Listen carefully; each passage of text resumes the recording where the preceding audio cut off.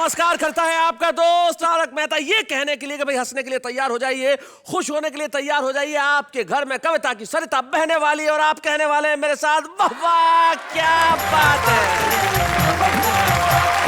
मेरे कपड़ों को देख के आपको लग रहा होगा जैसे मैं ससुराल जा रहा हूं। नहीं, चिंता मत कीजिए। मैं ऐसी किसी भी जगह जाने की कल्पना नहीं कर सकता जहां जाने की कल्पना मात्र से मेरे रोंगटे खड़े हो जाए। वैसे ससुराल तभी बनता है आदमी का जब एक पत्नी आती है। अब पत्नी जरूरी नहीं है कि खूबसूरत हो, और जब पत्नी खूबसूरत नहीं होती तब एक प्रसिद्ध हास्य कवि हैं श्री मधुप पांडे, उनकी कुछ पंक्तियां मुझे याद आती है। वो कहते हैं कि बदसूरत पत्नी बोली पति से, कितनी बार कहा मुआ पड़ोसी ताक झांक करता है, सुख चैन मेरा हरता है, खिड़की के पर्दे ला दोगे तो भला तुम्हारा क्या जावेगा। पति बोला क्यों कष्ट करूं मैं, एक बार तो उसको अपनी शक्ल दिखा दे।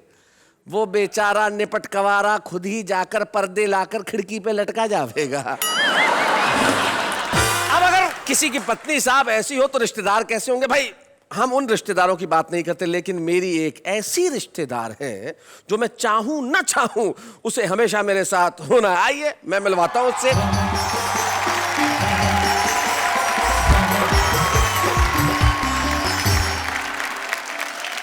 अंजलि तारक मेहता आपका स्वागत करती हूँ। आपकी मतलब आपकी अंजलि तारक मेहता आपका स्वागत करती हूँ। That's better। मैं सुन रही थी कब से कि आप ससुराल के बारे में बात कर रहे थे। जी वैसे ही आज कपड़ों को देख के ससुराल याद आ गया। मैं ये पूछना चाहती हूँ कि जेल जाते वक्त लोग ऐसा क्यों बोलते हैं कि ससुराल जा रहे हैं। सिंपल सी बात है, जेल और ससुराल में कोई फर्क होता है क्या। न जेल आदमी अपनी इच्छा से जाता है, न ससुराल आदमी अपनी इच्छा से जाता है। और दोनों ही जगह की कुछ खास समानताएं होती है। जैसे कि जेल में भी वही खाना पड़ता है जो मिलता है, ससुराल में भी वही खाना पड़ता है जो मिलता है। जेल में एक जेलर होता है, ससुराल में एक ससुर होता है। जेल में जाने की तिथि नियत होती है, बाहर आने की कोई गारंटी नहीं। ससुराल से भी वापस निकलने की कोई गारंटी नहीं होती। जेल में भी साले होते हैं, ससुराल में भी साले होते हैं। ये काफी समानताएं हैं, लेकिन ससुराल में कुछ लोग ऐसे होते हैं जिनसे मिलके आपको अच्छा नहीं लगता, लेकिन हमारे साथी कुछ ऐसे हैं जिनसे मिलके न सिर्फ आपको अच्छा लगेगा बल्कि आप प्रसन्न होंगे। और ये कुछ सुनाएंगे ऐसा कि आप हंसते हंसते थक जाएंगे, लेकिन हंसते हंसते भी, खिलखिलाते हुए भी, कह के लगाते हुए भी और ठहाके लगाते हुए भी आप कहेंगे यही, वाह वाह क्या बात है। एक स्त्री होती है माँ, जो एक रोते हुए बच्चे को इस दुनिया में लेके आती है। वाह वाह। और एक होती है उसकी पत्नी, जो इस चीज का ध्यान रखती है कि ये सारी जिंदगी रोता ही रहे। मेरा लड़का है लाखों में एक, साफ दिल का है नीयत का नेक, ऊंचे कुल का है सुंदर लुगाई चाहिए, बकरा बिकाऊ है कसाई चाहिए। विवाह के पहले वर्ष पत्नी चंद्रमुखी जी, दूसरे वर्ष सूरजमुखी और तीसरे वर्ष ज्वालामुखी नजर आती है। विवाह के पहले वर्ष पति प्राणनाथ, दूसरे वर्ष नाथ और तीसरे वर्ष तो अनाथ ही हो जाता है। घोड़ी चलचित्र सी, कुल के कुपात्र सी, आवारा छात्र सी, मन की उमंग सी, उछल तरंग सी, सरपटियों दौड़ी थी, लगता था कि जग में घोड़ी ही घोड़ी थी। क्या बात है, वाह वाह वाह वाह, बहुत अच्छे।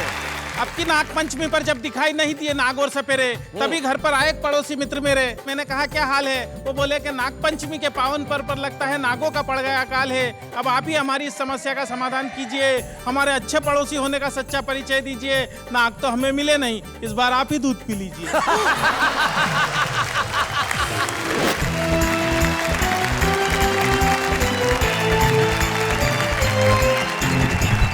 हमारे साथ हमारे तीन साथी बैठे और तीनों ही अरे मधुप जी, आप मधुप जी माफ करना, मुझे नहीं मालूम था आप आने वाले। मैंने अभी अभी आपकी कविता सुनाई। आप वो तो नहीं सुनाने वाले ना। नहीं। हमारे साथ श्री मधुप पांडे हैं जो नागपुर से आए हैं और लगभग 45 सालों से हिंदी कवि सम्मेलन के मंचों पे कविता कर रहे हैं। भाई क्या बात है मधुप पांडे जी। मधुप पांडे जी के बाद तुक तुक बैठे हुए हैं हर जी। आप एक बार ऐसे कीजिए। वाह वाह क्या बात है। ये क्या करवाया। पिछली बार मेरी पत्नी ने कहा था एक बार उनको बोलना ऐसे करके मैं उनकी अंगूठी का डिजाइन देख लूंगा। तुम्हारी ये सरलता जो है इस पे मैं मुग्ध हो जाता हूँ।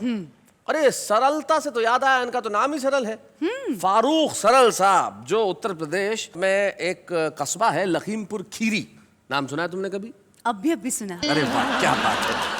अध्यापक हैं अभी या रिटायर हो गए सरल साहब? बस रिटायर होने ही वाला हूँ। मतलब खुद हो रहे हैं या सरकार कर रही है? खुद कौन होना चाहता है? बताइए कि किसे सबसे पहले बुलाया जाए? ये अंकल जो कब से चुपचाप बैठे हैं ना, उनको।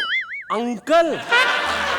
क्या लाइनें कह दूं? जी बिल्कुल कहिए, आपको अंकल कहा है तो बनता है आपका कहना। कि बुढ़ापे में जाए कहाँ, इश्क के मारे बुढ़ापे में जाए कहाँ, इश्क के मारे डाई से एक एक बाल रंग डाला, दाढ़ी को रंगने से मुंह भी हुआ काला, और फिर भी निगोड़ी ये शैतान की खाला, मुझे अंकल ही अंकल कह के पुकारे, बुढ़ापे में जाए कहाँ, इश्क के मारे। फारूक सरल साहब, मैं जानता हूं कि आपको अभी कुछ देर आराम की जरूरत है। ये अंकल से थोड़ा बाहर निकल आइए। हम चाहते हैं बुलाना उसे जो कुछ दिनों में अंकल बनने ही वाला है, हरजीत सिंह टुक टुक। आइए।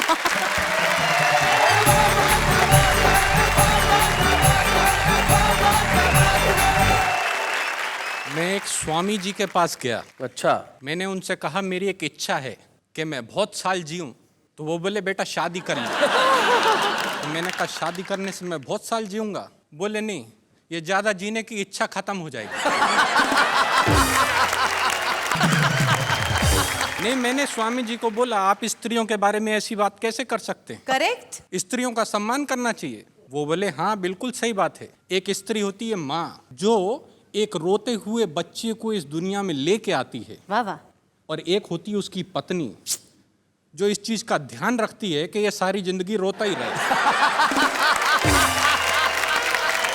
तो उसके बाद मैंने शादी कर ली, और शादी करने के बाद मेरे को समझ में आया कि शादी करने से पत्नी के साथ एक परिवार मिलता है, जिसको ससुराल कहते हैं। जी तो मैं आपको एक एक करके कैरेक्टर के बारे में बताता हूँ। पहले कैरेक्टर है मेरे ससुर जी। बताइए। मेरे ससुर जी बहुत एहतियात बरतते हैं, सारे काम फूल प्रूफ करते हैं। जब उन्होंने मुझे अपना दामाद बनाया तो सबसे पहले मेरा बीमा कराया। अच्छा। लोगों ने कहा बीमा करा रहे हो, क्या कोई नया रिवाज चला रहे हो? वो बोले नहीं, जब तक चलेगा चलेगा, उसके बाद बीमे का पैसा तो मिलेगा। ससुराल में एक और चीज होती है बड़ी खास, जिसका नाम होता है सास। सास। सो जब मेरी नई नई शादी हुई तो मुझे समझ नहीं आ रहा था कि मेरी सास क्यों एक्स्ट्रा प्यार दिखाती है। अच्छा। मैंने कहा सासू माँ, आप क्यों मुझ पे इतना प्यार लुटाती हैं? क्यों बार बार मुझे मेरा सोना बुलाती हैं? वो बोली तू मेरा सोना है, मलाई का दोना है, बेटा तू मेरी बेटी का नया खिलौना है।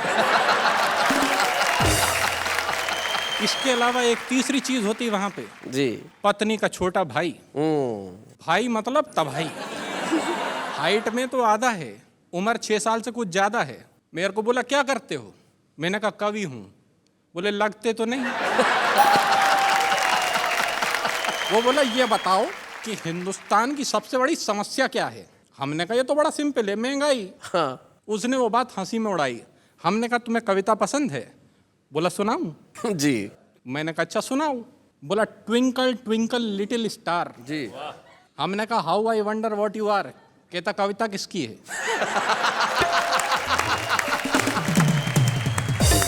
मैंने कहा तेरी है। कहता है तो मेरे हिसाब से सुनो। हाँ। Twinkle twinkle little star, Ram दीन के बच्चे 4, आने वाला है 5वां भाई, और तुम कह रहे हो बढ़ रही है महंगाई। क्या बात है। हमने कहा बहुत अच्छे। कहता तो दूसरी सुनो। बोला Humpty Dumpty sat on a wall. अच्छा।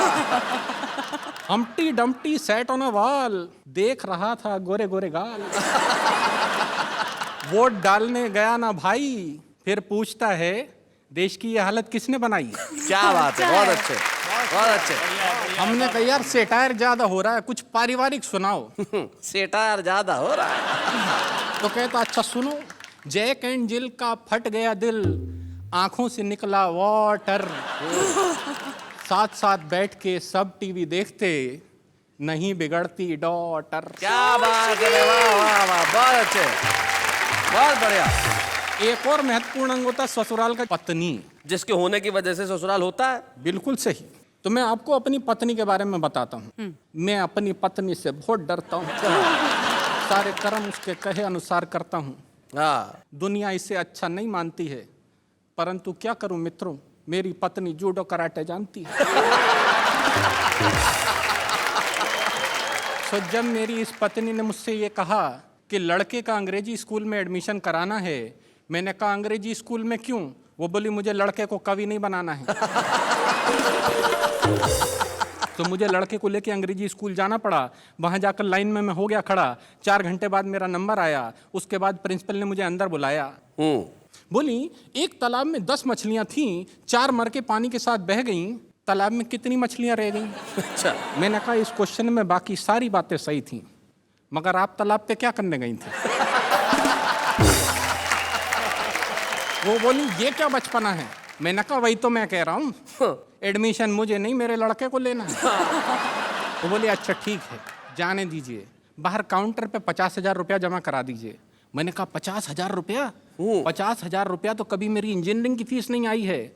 वो बोली मिस्टर ये इंजीनियरिंग नहीं, प्राइमरी की पढ़ाई है। क्या बात है। मुझे अपनी पत्नी का ध्यान आया, मैंने लड़के का उस स्कूल में एडमिशन कराया और उसे पढ़ाने लिखाने का हुआ ये परिणाम है। आज पढ़े लिखे बेरोजगारों की लिस्ट में उसका भी नाम है। भला हो परिवार नियोजन वालों का, जिनके कारण एक ही लाल है, जिसे पढ़ाने में ये तुक तुक हो गया कंगाल है। जहाँ कमर टूट जाती है एक बच्चे को पढ़ाने में, सदियां लगेंगी उस देश को साक्षर बनाने में। भाई वाह वाह वाह, क्या बहुत बात है। भाई, बहुत बढ़िया।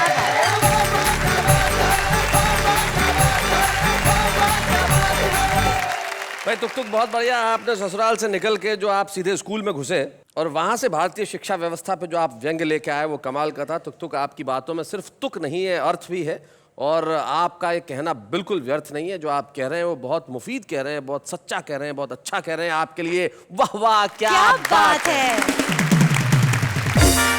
ऐसी शिक्षा व्यवस्था में भी जो आदमी अपनी हंसी और व्यंग की जो पकड़ है वो मजबूत रखता है, बच्चों को पढ़ाता भी है, कविताएं भी पढ़ता है, और पूरी जनता को हंसाने का बीड़ा जिसने उठा रखा है उनका नाम फारूक सरल है। तो फारूक सरल साहब, अब तो अंकल का सदमा उतर गया ना, अब आइए जरा सुनाइए।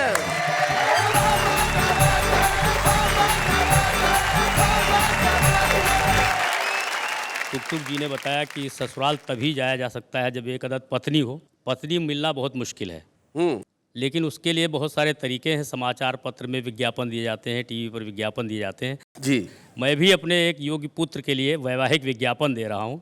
उसमें पुत्र की योग्यताएं और जी। विवाह की शर्तें कि मेरा लड़का है लाखों में एक, साफ दिल का है नीयत का नेक, ऊंचे कुल का है सुंदर लुगाई चाहिए, बकरा बिकाऊ है कसाई चाहिए। योग्यता कि 3rd डिवीजन इंटर से लेकर एमए तक पास है। अच्छा। अफसर बाबू या चपरासी पद की उसे तलाश है, और पुलिस रजिस्टर 8 में उसका सबसे ऊपर नाम है। गिराटकी रहजनी डकैती कर लेता हर काम है, कर लेता है डिस्को भी, खत लिखे वो जिसको भी, होनहार ऐसा जमाई चाहिए, बकरा बिकाऊ है कसाई चाहिए। विशेष योग्यता कि शुद्ध स्वदेशी खद्दर के वो पहने वस्त्र फकीरी है। अच्छा। दारू की भट्टी पर चलती उसकी दादागिरी है, और भूतपूर्व कॉलेज का नेता पूरे शहर में धाक है, इसी से अपने खानदान की सबसे ऊंची नाक है। तो हो दामाद बनाना तो फौरन ही आ जाना, ऐसा जिसे बौड़म हर जाई चाहिए, बकरा बिकाऊ है कसाई चाहिए। विवाह की शर्तें जी, कि हाथ थमा दूं बेटे का उसकी बेटी के हाथ में, 5 लाख की रकम नकद जो लाए अपने साथ में, और फ्रिज टीवी लूं कार साथ में, नहीं जरा भी झूठ है, लेकिन इसमें 4 माह तक 15% छूट है। लड़की मत दिखलाए और फोटो मत भिजवाए, बस मुझको तो नोटों से सगाई चाहिए। बकरा बिकाऊ है कसाई चाहिए। सबसे अंत में लिखा होता है पता, कि शहर अनोखा बात पता कुछ मुश्किल नहीं लगा पाना, पूरा ब्यौरा मिल जाएगा सीधे कोतवाली आना। 10 रुपया मुंशी को देना हम तक वो पहुंचा देगा, 2 रुपया लेकर के जेलर फौरन तुम्हें मिला देगा। बस इतनी मजबूरी है लेकिन जरूरी है, पहले सगाई के रिहाई चाहिए। बकरा बिकाऊ है कसाई चाहिए। इतनी जगह जगह विज्ञापन दे रहे हैं, जरा तनिक इधर भी देखिए, क्या ख्याल क्या है? देखिए, ऐसा नहीं है पत्नियों पर ही व्यंग किए जाते हैं। इस समय हम लोगों की हालत ऐसी नहीं है कि इन पर व्यंग किया जाए जी, बल्कि ये सारी बातें इनकी माननी चाहिए इस महिलाओं समय। की। हाँ, अगर ऐसा नहीं करेंगे तो क्या क्या हो सकता है मैं बता रहा हूँ। मैं इनका पक्ष रख रहा हूँ अच्छा, इनका पक्ष रखे। कि मुझको बलम जो सताओगे, आहा, मुझको बलम जो सताओगे, तो जेल में ही तसला बजाओगे। तो जैसा कहे करो तुम वैसा रंग ढंग बदलो सैया। अच्छा, मेरे साथ में ईलू ईलू गाओ छैया छैया, और झाड़ू पोछा करो सवेरे, उठ के चाय बनाओ, और पहले बर्तन साफ करो, फिर कभी सम्मेलन जाओ, नहीं मानोगे कहा तो पछताओगे, जेल में ही तसला बजाओगे। ये सावधानी बहुत जरूरी, बाहर निकल। Very good, very good. Delhi, Mumbai, Poona, Patna, Chennai या गुवाहाटी, मोटी पतली काली गोरी, लंबी हो या नाटी, और कैसी भी हो छमक छल्लो छैल छबीली बाकी, और किसी कलमुही से भी तुमने की जो ताका झांकी, कहीं राह में जो नए ना लड़ाओगे, तो जेल में ही तसला बजाओगे। इस समय हम पुरुषों के पक्ष में कोई है नहीं, बहुत सावधानी बरतनी है। न्यायालय, सरकार, पुलिस, अखबार, मीडिया जाने, अच्छा, नारी अबला उत्पीड़ित असहाय दलित जग माने, और मानेगा ये कौन कि हमने डांटा है फटकारा, और किससे जाकर कहोगे तुमको पत्नी ने है मारा, कहीं ढूंढे गवाही न पाओगे, जेल में ही तसला बजाओगे, कलम जो सताओगे, जेल में ही तसला बजाओगे।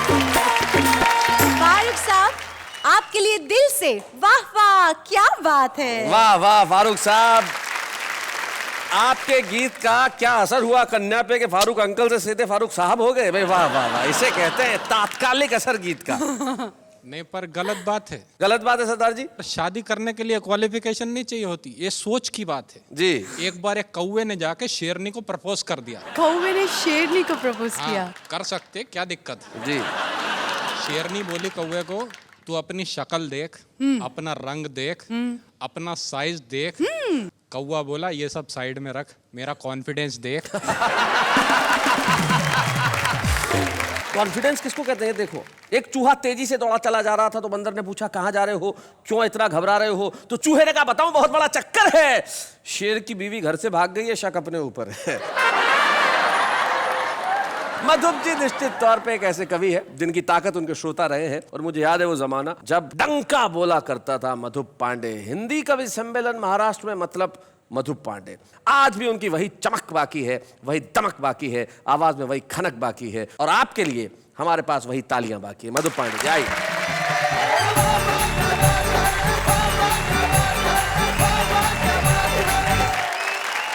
एक व्यंग देखिए, बहुत छोटा सा। एक दिन क्लास में चला गया और क्लास में जाकर ऐसी सहज मन से बात छेड़नी थी तो पूछ लिया कि क्लास में सबसे बड़ा बेवकूफ़ कौन है। बड़ा सन्नाटा रहा, सा बड़ी देर तक कोई खड़ा नहीं हुआ। एक किनारे फिर एक लड़का खड़ा हुआ छेड़ने के लिए। मैंने कहा कि तुम ही सबसे बड़े बेवकूफ़ हो? बोले नहीं सर, आप अकेले खड़े अच्छे नहीं दिखाई दे रहे थे, इसलिए मैं खड़ा। एक नेता ने अपने 2 चमचों से कहा कि बाजार में जाओ और 3 उल्लू पकड़ कर ले आओ। अच्छा। कुछ दिन इन्हीं से राजनीति का काम चलाओ। चमचे बोले, श्रीमान इस काम के लिए कहीं जाने की जरूरत नहीं है, कहीं जाने की जरूरत नहीं है। 1 आप 2 हम, इस तरह कुल 3 तो ही है। और बहुत छोटा सा व्यंग पकड़िएगा जी। एक शब्द को पकड़ लीजिएगा, बहुत दिन गुना, बहुत दिन गुना। और बाद में हमने उनको चुना यह सोचकर कि वे समाज सेवा में अपना जीवन अर्पण करेंगे, हमारा मार्गदर्शन करेंगे। परंतु हाय, चुनकर आते ही उन्होंने अपने आप को राजनीति से जोड़ लिया।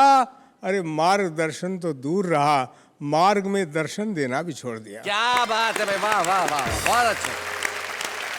छोटा सा व्यंग और देख लीजिए कि हमें हर्ष है, हमें हर्ष है कि डॉक्टर की नज़र में मरीज नहीं, मरीज का पर्स है। हाँ। और मरीज की नज़र में डॉक्टर नहीं, डॉक्टर के साथ खड़ी खूबसूरत नर्स है। हमें हर्ष है।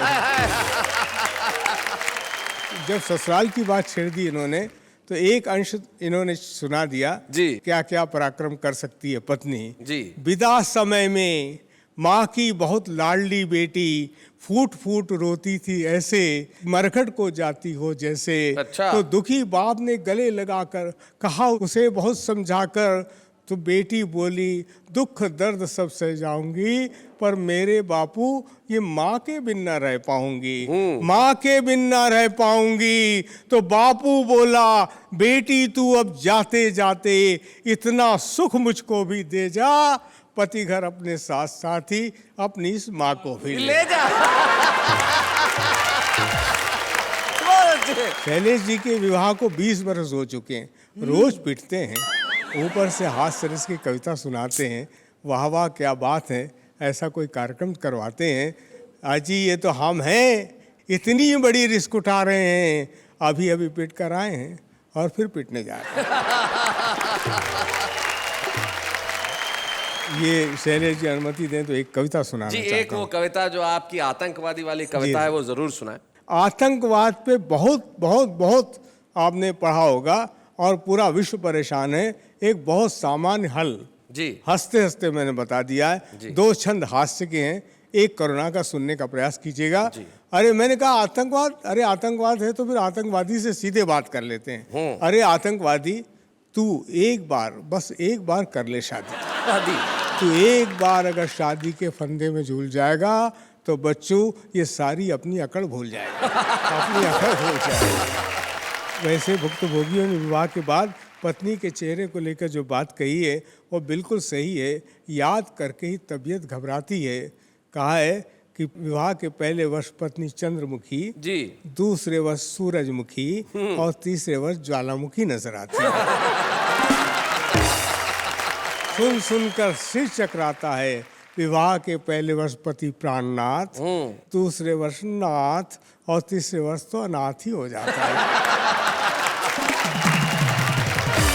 परंतु यही पत्नी कैसे रूप में उस आतंकवादी को परावर्तित कर सकती अपने मन के तेवर को, ये बात देखिए कैसे मैं उसमें पिरोने का प्रयास किया। और विश्वास मान, जब तेरी पत्नी के पेट में अंकुरित होगा तेरा अंश, तेरा वंश, तेरा बच्चा, तुझे लगेगा बहुत अच्छा। फिर बच्चे के जन्म की खुशी, प्रसव की अनवरत यातना के बाद पत्नी के चेहरे पर उभरी हल्की सी हंसी, ये सब तेरे जीवन के अंग हो जाएंगे। किसी गजल के मिसरे, किसी गीत के छंद हो जाएंगे। क्या बात। किसी गजल के मिसरे, किसी गीत के छंद हो जाएंगे। फिर तेरे कानों में गूंजेंगे तेरे बच्चे के मोहक मधुर बोल, बच्चे का तुतलाना और तुतला कर गाना, खिलौने कुछ छुंदल लाना, भालू अल बंदल लाना, हमसे नहीं बिछुल जाना, पापा जल्दी खलाना। क्या बात है, वाह वाह वाह वाह वाह वाह वाह, बहुत अच्छे। बता जब तेरे कानों में गूंजेगी तेरे मासूम बच्चे की तुतलाती बोली, तो क्या तेरी बंदूक किसी के सीने में उतार पाएगी गोली। वाह वाह वाह वाह वाह वाह, बहुत अच्छे भाई, बहुत बढ़िया। क्या बात है मधुप जी, भाई वाह, आपने कमाल कर दिया। और जिस तरह की कविताएं सुनाई, हास्य से आप जो करुणा पे आए, बड़ा कमाल का था। और आपने ऐसी कुछ बातें सुनाई जो सिर्फ सुनी ही नहीं जाएंगी, सारे मुल्क में याद भी रखी जाएंगी। और ये आपका प्यार है कि आप ऐसी स्थिति में भी यहाँ तक आए। पूछिए पूछिए पूछिए थैंक जी। यू। मैं ये पूछना चाहती हूँ कि आप विश्व भर में जाके कविताएं पढ़ते हैं, प्रोग्राम्स करते हैं, यहाँ पे हमारे वाह वाह क्या बात है के मंच पे कविताएं सुनते हैं जी। कभी आप कुछ मिस करते हैं? मैं बहुत मिस करता हूँ ऐसे कवियों को जिन्हें मैंने बचपन में देखा, सुना, और दुर्भाग्यवश वो आज हमारे बीच नहीं है। लेकिन कवि कभी मरता नहीं है, क्योंकि उसकी कविता हमेशा अमर होती है। तो आज मैं खुद को और आप सबको एक ऐसा खास मौका देने जा रहा हूं जिसमें हम एक ऐसे कवि की रचना सुनेंगे जो हिंदी हास्य कविता का सिरमौर था। एक ऐसे कवि जिनका नाम था श्री ओम प्रकाश आदित्य। और आज उनकी विशिष्ट कविता को पढ़ने के लिए हमारे पास एक विशिष्ट अभिनेता उपस्थित है, एक खास मेहमान, लापता गंज के मुकुंद लाल यानी कि रोहिताश गौड़।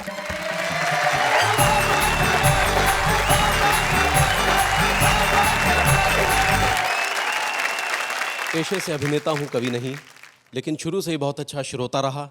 इसलिए अच्छी साहित्यिक रचनाओं को कैसे समझना है, कैसे आत्मसात करना है, ये खूबी बचपन से ही मेरे अंदर रही। क्या बात है। अब जो कविता सुनाने जा रहा हूं वो है ओम प्रकाश आदित्य साहब की दूल्हे की घोड़ी। कविता भी वही चुनी जो आपके पसंद की, रोहित अश्व, अश्व मतलब होता है घोड़ा, घोड़ा। तो इन्होंने दूल्हे की घोड़ी ही चुनी। भाई क्या बात है।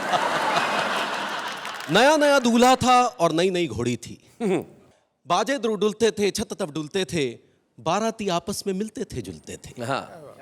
करते थे रंगरलियां, लोग सब मचलते थे, दूल्हे के संग संग दर्शक भी चलते थे।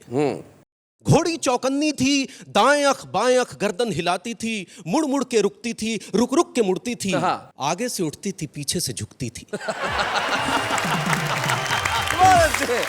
युद्धों के योग्य थी, शादी में द्रप थी, वकीलों के तर्कों से ज्यादा सतर्क थी। बेचारा दूल्हा भी घोड़ी की गतिविधियां देखकर काफी चौकन्ना था। उसका इस यात्रा में दुल्हन से ज्यादा इस घोड़ी पर ध्यान था। गर्दन पर आंखें थी, टांपों पर कान था, मन था उतरने का, कह नहीं सकता था। अपनी दुर्बलता औरों के सामने सह नहीं सकता था, तभी किसी ने पीछे से निकम्मे गोले सा फोड़ दिया। सुनकर पटाखे को, भीषण धमाके को, चौकन्नी घोड़ी का धीरे जी छूट गया। गर्दन को लटकावे, पांव को चटकावे, सरपट यूं दौड़ चली, बाराती छैलों को, राहों को, बैलों को पीछे ही छोड़ चली। बेचारा दूल्हा भी चटपट से, कंधों के बालों से, लंबे अयालों से कसकर लिपट गया। काठी तो गिर पड़ी, बेचारा पीठ से चिपट गया। बाराती भीड़ में, भगदड़ में, कोलाहल में तितर बितर हो गए। घोड़ी चढ़े दूल्हे को देखने सड़कों में, गलियों में, चौराहों में इधर उधर खो गए। कईयों ने देखा भी घोड़ी चढ़े दूल्हे को, आवाजें दी कितनी, रुक जाओ रुक जाओ। पर दूल्हा क्या कहे, वो घोड़ी थोड़ी था जो सुन के रुक जाता। घोड़ी चलचित्र सी, कुल के कुपात्र सी, आवारा छात्र सी, मन की उमंग सी, उछल तरंग सी, सरपट यूं दौड़ी थी, लगता था कि जग में घोड़ी ही घोड़ी थी। क्या बात है। वाह वाह वाह, बहुत अच्छे। बेचारा दूल्हा भी दुल्हन के सजे हुए द्वार से लगभग 2 कदम की दूरी से होकर निकल गया, पर नहीं उतर सका। स्त्रियां बोल उठी, वर्जी उतर पड़ो, पर वर्जी बेबस थे। क्या करते, उतरते तो गिरते, फिर चढ़े नहीं रहते तो और क्या करते।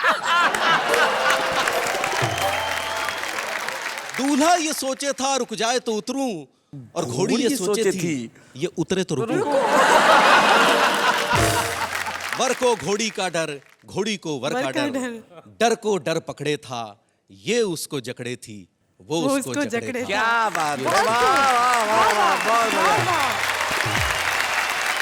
कविताएं लिखना एक कठिन काम है, लेकिन उसे सुनाना कहीं ज्यादा कठिन है। और आपने जिस सरलता से, जिस सहजता से इस कविता को सुनाया है, कहीं भी महसूस नहीं हुआ कि ये किसी और की कविता है। मैं व्यक्तिगत तौर पे आपका बहुत शुक्रगुजार हूं कि आपने उस कविता से मेरी बहुत सारी यादों को ताजा कर दिया। बहुत बहुत शुक्रिया Rohitash Gaur. Thank you so much.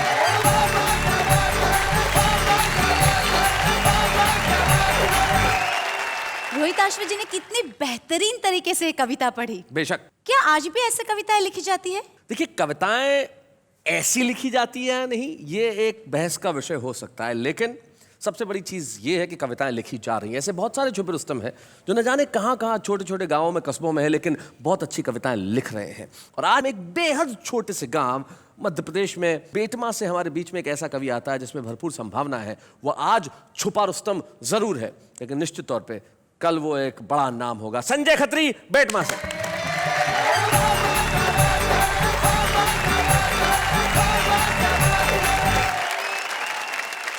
खाली है हर गिलास, कोई भरा नहीं, और शुक्र है मुझे देखकर कोई डरा नहीं।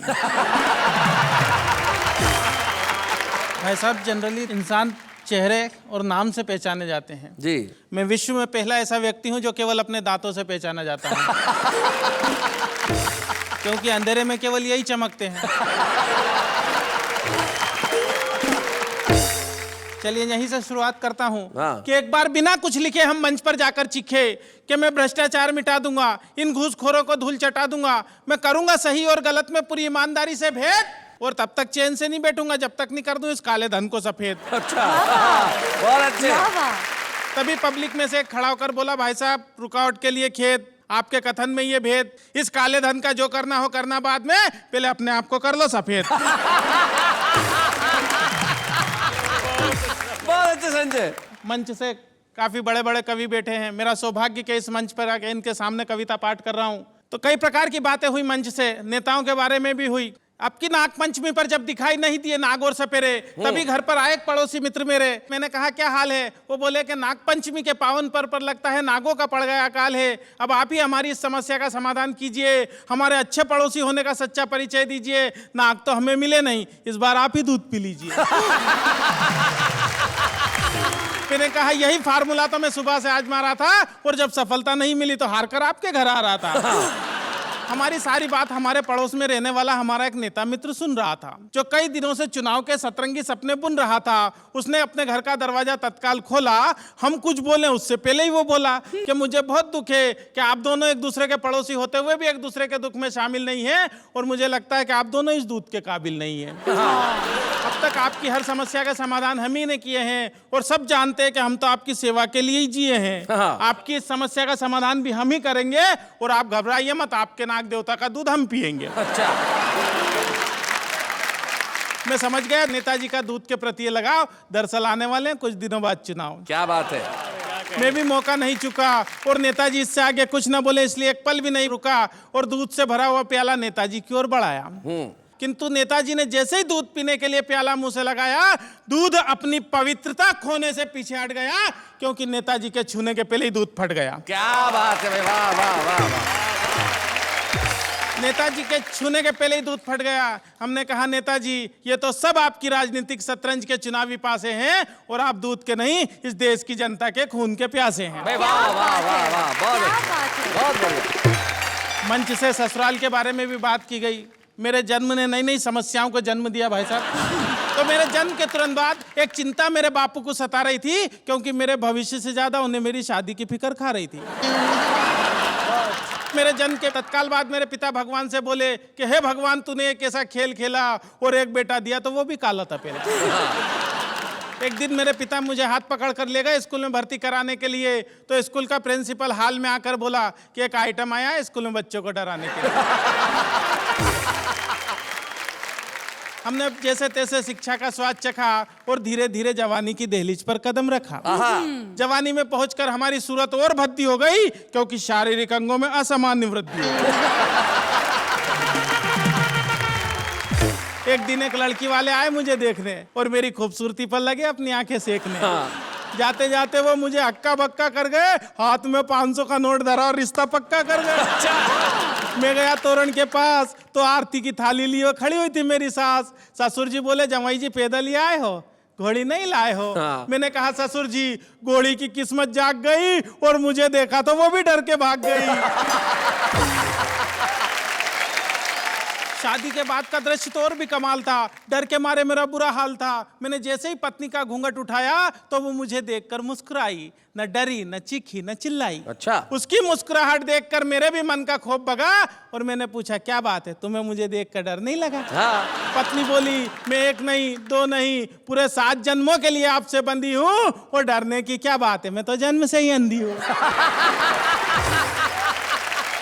तो भाई साहब, इस प्रकार की घटना घट जाती है मेरे साथ में। मैं कहना चाहता हूँ बात ही बात में, ये बात हर कोई नहीं जानता है। दरअसल देश के नेताओं में और हम में बहुत समानता है। अच्छा। हम दोनों जग से निराले हैं, फर्क बस इतना है कि हम तन के और वो मन के काले हैं। क्या बात है भाई, वाह और वाह हम वाह। मन के काले हैं। वाह वाह।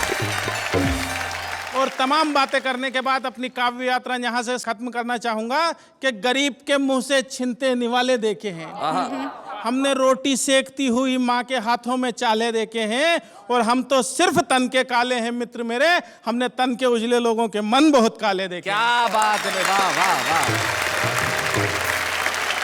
संजय खत्री जो आज छुपे रुस्तम के रूप में हमारे बीच में आए, बेटमा नाम के एक छोटे से गांव से, लेकिन छोटे से गांव में भी प्रतिभा हो सकती है और हमें बड़ी खुशी है संजय खत्री, इस मंच पे हम आपको एक ऐसा प्रोत्साहन देना चाहते हैं, आपको एक ऐसा प्रतीक चिन्ह प्रदान करना चाहते हैं जिसे लेके आप और अच्छी कविताएं गढ़ें, आगे बढ़ें, यहां से लेके वहां तक की यात्रा के लिए एक बार हम आपका सम्मान करेंगे और कहेंगे वाह वाह क्या बात है।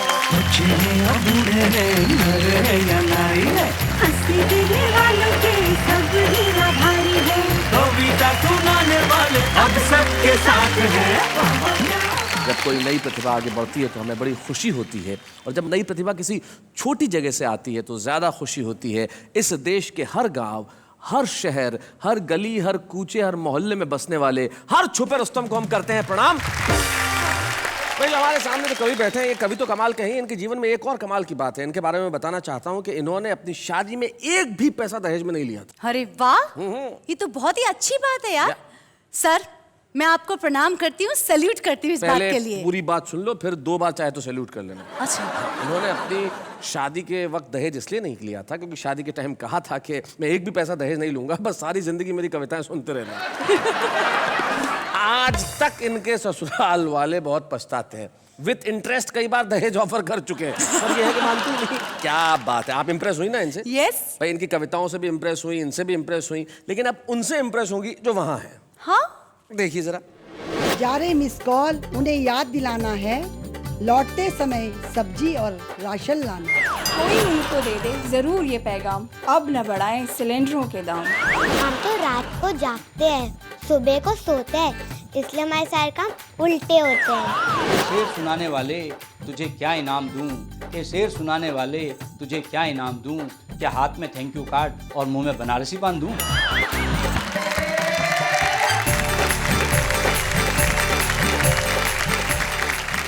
तो भाई ये है हमारे आम आदमी जिनकी कविताएं उनके दिलों में बिल्कुल सहज रूप में पलती है, जैसा सोचते हैं वैसा कहते हैं। और हमें बड़ी खुशी है कि हमारे साथ एक ऐसे कवि हैं जो पिछले कई वर्षों से जैसा दिख रहा है वो वैसा ही लिख रहे हैं। 40 साल से जिनकी कविता एक अखबार में लगातार छप रही है और देश की जनता का प्यार वो पा रहे हैं और उन्हें अपनी कविताओं का प्यार दे रहे हैं। वाह वाह क्या बात है, गौरवान्वित है कि आज हम इस मंच पे श्री मधुप पांडे का स्वागत करना चाहते हैं। आइए हम मिलकर अभिनंदन करें श्री मधुप पांडे।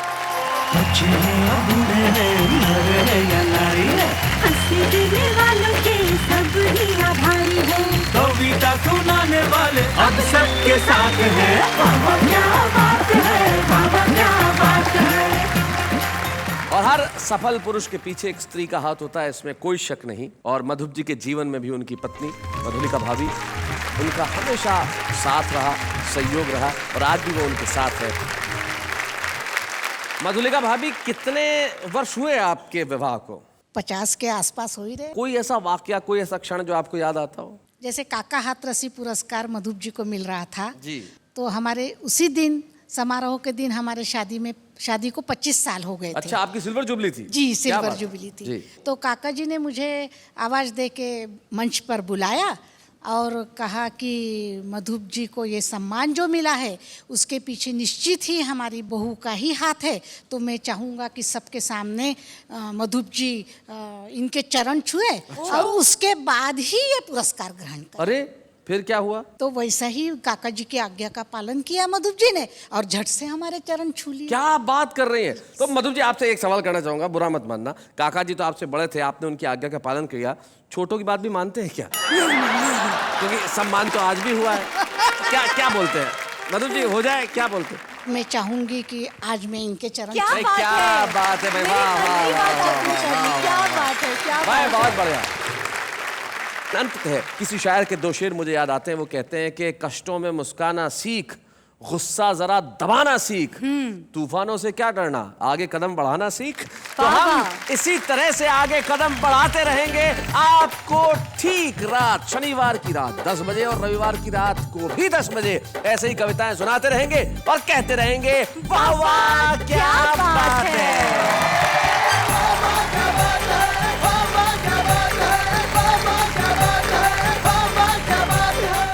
ऐसे और भी मज़ेदार वीडियो के लिए हमारे चैनल को लाइक, शेयर और सब्सक्राइब करें।